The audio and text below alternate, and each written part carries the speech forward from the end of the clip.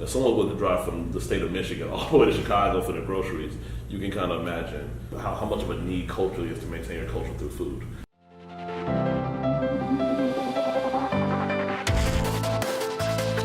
So hi everyone, welcome back to another episode of the Progress Report. Today we have another very special guest with us, and looking forward to introducing you all to him. So just to start off, you want to introduce yourself to the guest and let them know a little bit about what you do?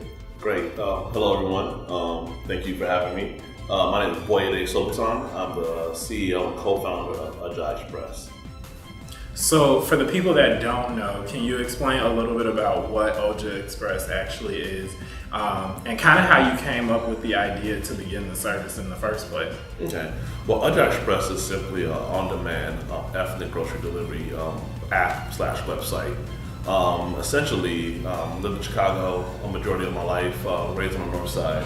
Now I live in Bronzeville, and one of the things I noticed with a lot of my friends of Nigerian, Ghanaian, or different African backgrounds is that we're all busy professionals working in different spaces, and we want to cook our own foods.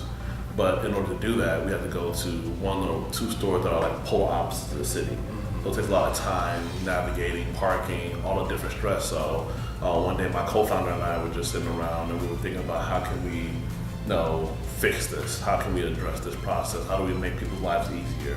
So basically, we kind of came up with the idea of having a grocery delivery service that pretty much works with the stores that people know, and are able to access those inventories without having to physically go to the store. So they still support the store they love, but they're still getting the products in a very convenient manner. And can you kind of break that down for some people? Because I think some people don't really understand. Like some people, I'm sure there's somebody watching and saying like, oh, well, why can't you just go to Jewel, or why can't you just go to, like an Aldi or something like that? Like, can you explain why some stores will have products that, may be closer to what we're used to? Right. No, I mean, simply put, these stores don't carry the full complement of products that most people from different ethnic groups consume. We were doing some research and we found that 61% of ethnic Americans go to 2 or more grocery stores to get their full complement of groceries. So yeah, well, I can't go to Mariano's for some staples, but if I really want to cook like traditional meals, you have to go to these stores. And then you go to these stores, they have one aisle for the quote-unquote ethnic aisle, and they put everybody there. There's no way you could fit a true West African grocery list in just that one aisle, or an Indian grocery list, or a Filipino grocery list. So there's stores that specialize in grocery products from these different countries. Let's imagine that I am a new customer or a new interested customer. Can you walk me through the steps of, deciding what I want to get in order and the process of it arriving to my doors? Yeah, so I mean, it's really simple. So you download our app, or you go to our website, but you download our app on, from the Apple App Store or Google Play Store. That's Oja Express, all one word. You sign in through Facebook, you log in through Facebook or Google, and then you can search our products. Now, what we're trying to get to is to have a little bit more descriptive, a little bit more curated content around that. So before you go on there, if you've never cooked African foods or you've been to African restaurants, find a recipe you like. And then what you can do is, based on that recipe list, you can literally shop products on our platform. And then once you kind of select the products you want and the quantity you want, you can then select the delivery time. Like, when would you want that product delivered? Once you select that, you check out through secure payment processing. And then we receive the order. We collect the order and notify you when we're on our way to drop off the order. It's pretty much that simple, no stress. You can literally kick up, watch the football game, or do whatever while doing your grocery shopping with no stress. And so you kind of touched on it in your other answer, talking about really working with customers to understand,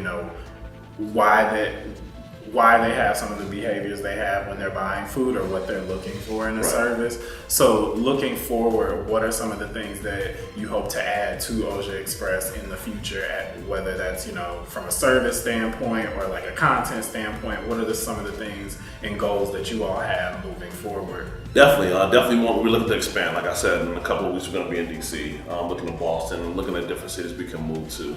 Also, we want to add different ethnic groups. Right now we're focused on the African population, for various reasons. One of which we're both children of African immigrants, so we kind of understand it, but we want to go to other ethnic groups. Another thing we're also going to be talking about doing is working with restaurants to get people cooked foods and have more instructional video, instructional content, and collaborate with different bloggers and content creators to help people to make these foods. So one of the things that I appreciate about our business is that a lot of times when you hear about tech businesses, you hear about disruption. They're disrupting the market. But we're not trying to disrupt the market because we're talking about culture here.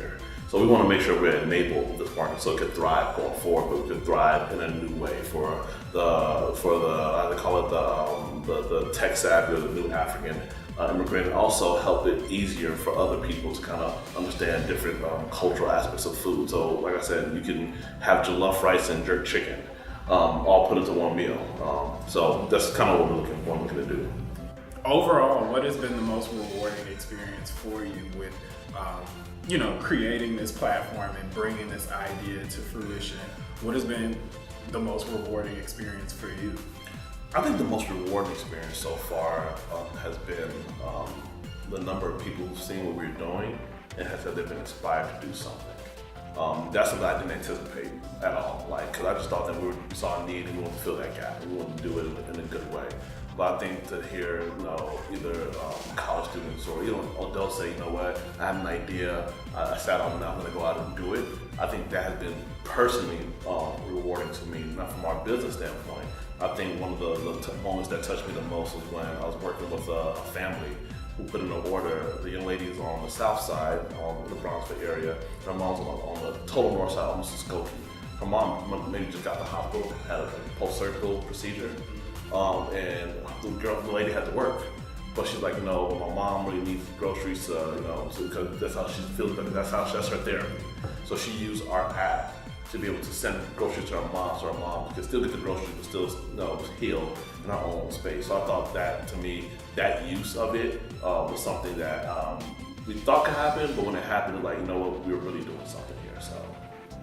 And then for all of those who are interested in probably subscribing and becoming new customers, or just connecting with you online, where can they get in contact with you? Yeah, definitely. You can pretty much search Oja Express on almost every social media platform. OJAEXPRESS. You'll be able to find us. And we're very interactive. We have a good team of interns that kind of help be responsive with a lot of our social media, so we stay on top of those things. And of course, our website, www.ojaexpress.com, and you can download the app.